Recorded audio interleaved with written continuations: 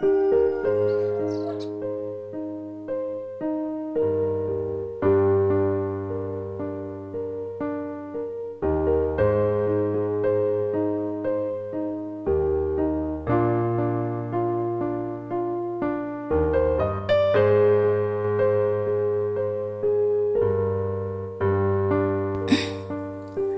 be like Jesus, Satan attacks against God's memorial, but in vain they do worship me, teaching for doctrine the commandments of men.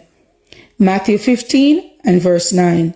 The enemy has worked in the religious world to deceive people into the belief that the law of God can be set aside. He has had long years of experience in this work, for he began with our first parents, using his power to cause them to distrust God. If he could interpose himself between their souls and God, he knew that he would succeed. The prospect of becoming gods, knowing good and evil, was pleasing to Adam and Eve, and they yield to the temptation.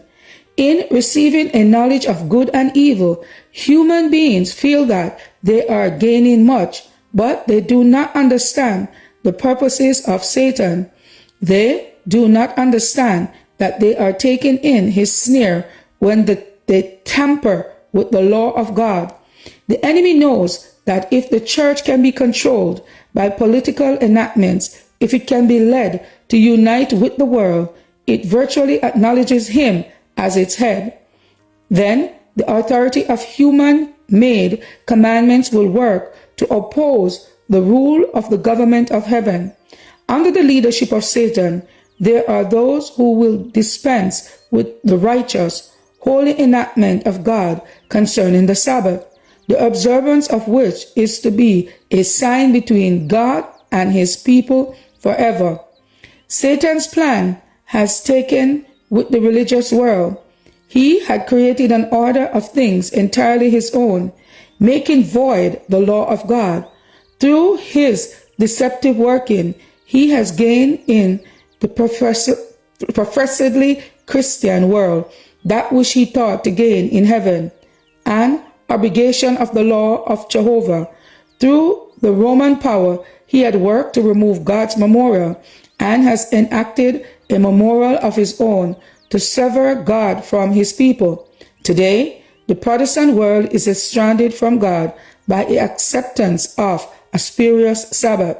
Not one iota of sacred authority can they find for doing this, yet, full of zeal, they assert that the Lord's memorial given at creation should be ignored, despised, trampled upon, and the first day of the week take its place.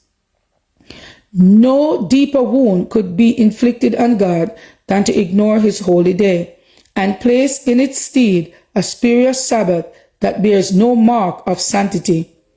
God gave the Sabbath to the world to be set apart for his name's glory. He says, "It is a sign between me and you throughout your generation, that he may know that I am the Lord that doth sanctify you." Israel shall keep the Sabbath, to observe the Sabbath throughout their generation for a perpetual covenant. To be like Jesus, May 8. As for me and my house, we will serve the Lord. Thank you all for listening, and please join us once again tomorrow for your daily devotional reading. God bless.